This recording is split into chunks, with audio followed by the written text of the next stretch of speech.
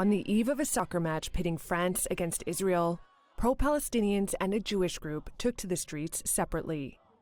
Pro-Palestinian protesters say the Nations League match should be cancelled or boycotted.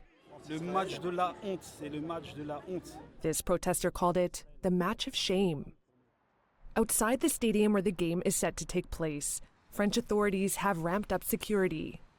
Thousands of police are set to be deployed, according to Paris's police force.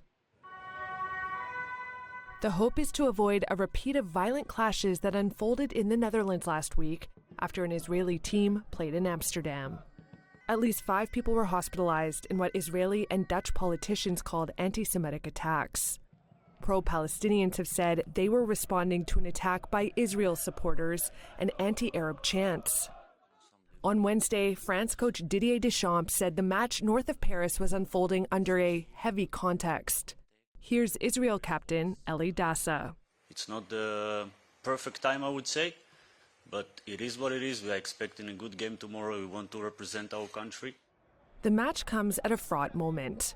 Diplomatic relations between French President Emmanuel Macron and Israeli Prime Minister Benjamin Netanyahu have become strained by Israel's war in Gaza. Macron is expected to attend Thursday's game. Passions over Israel's conduct in the enclave run high in France. It's home to Europe's largest Jewish and Muslim communities. The head of a council of Jewish institutions in France, Jonathan Arfi, said he's worried about the game. In an ideal world, football remains just football. However, in 2024 in Europe, 1 year after October 7th, a few days after Amsterdam, well, this event takes on an additional dimension.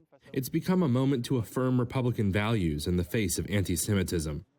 France's Human Rights Commission said reports of anti-Semitic attacks skyrocketed by nearly 300% last year, with anti-Muslim acts up around a third. French-Palestinian lawyer Salah Hamouri says it's impossible to separate soccer from politics. The athletes who are in the team, a part of them, were also in the army or are still in the army.